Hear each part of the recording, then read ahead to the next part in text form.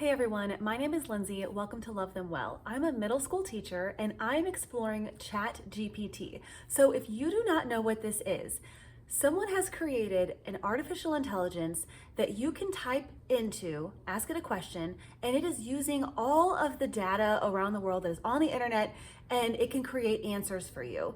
And so far what we know is that it can create different answers each time that you click different things.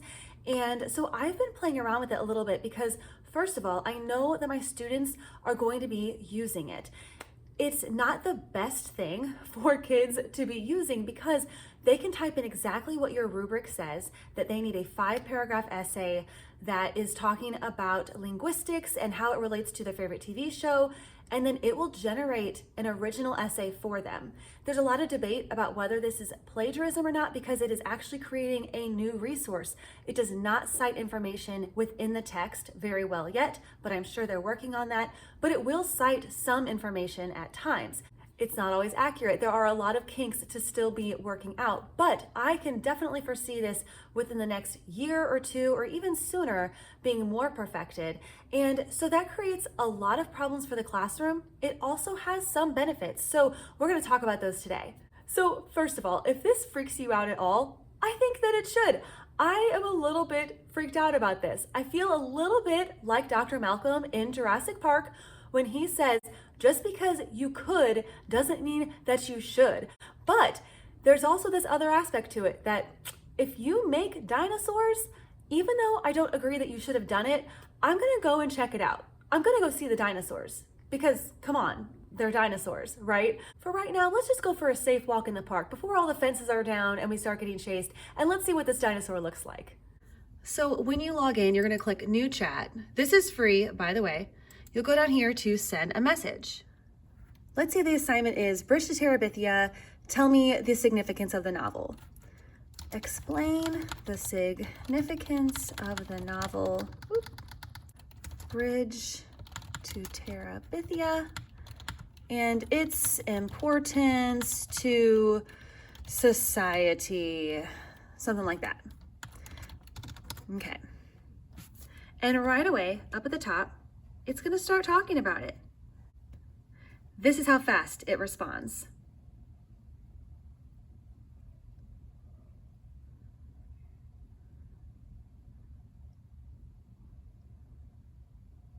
Okay, something that I actually admire about it is that there are 5 paragraphs. Anytime I've asked it to give me an essay, it does give me 5 paragraphs. There's an introduction, there is a conclusion, and there's a thesis.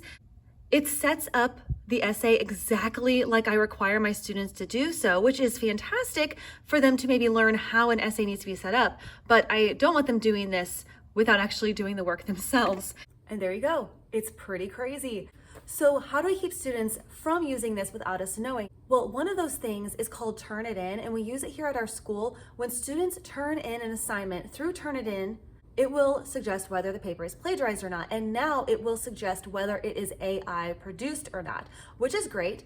But another really easy way to avoid this in the classroom is to have everyone be working in class, and you can do handwriting, back to the basics, where you have paper and pen, you teach the kids how to write an essay, and then they sit down and write it by hand. Now, if you have a lot of students, this next way may not be a possibility, but we do have an amazing English teacher here who keeps track of what the kids are doing through Google Docs. So she is logged in to her Google Docs while they are on their Google Docs, and they're typing up their assignment, and she's keeping track day by day of what they're doing, what they're producing. It's a really great way to keep accountability for the kids to be working every day when you have those special work days and you're walking around and making sure the kids are actually on task.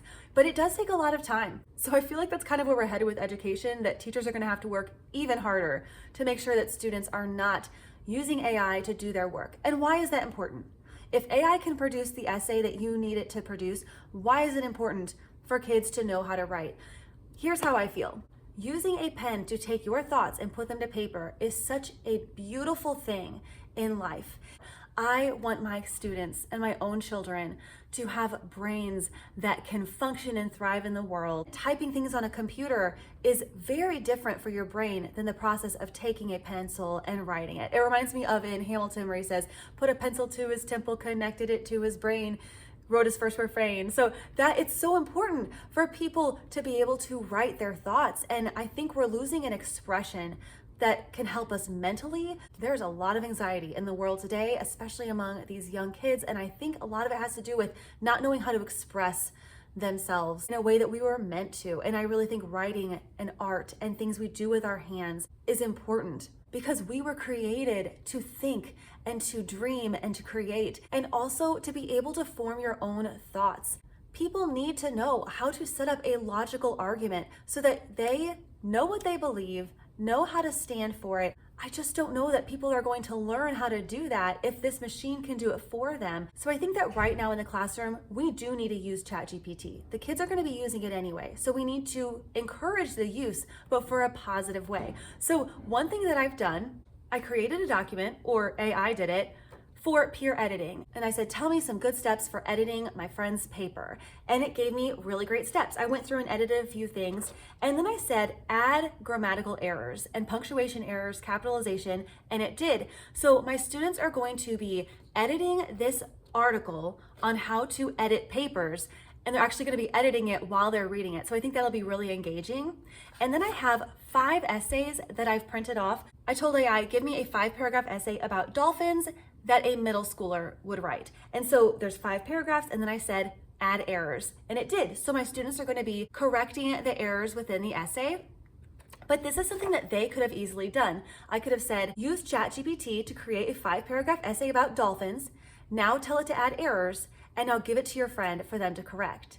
I even asked it to give me 5 classroom rules that are related to the Bible, and it did. And it gave me an activity for the students to engage in what the rules are and a rubric for it.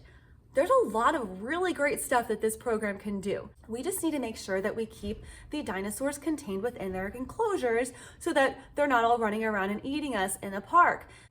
But like Dr. Malcolm says, life does find a way. It's going to be interesting. It's going to be an interesting next few years. So I hope you're all having a great day. I will see you all next time. Bye. Roar!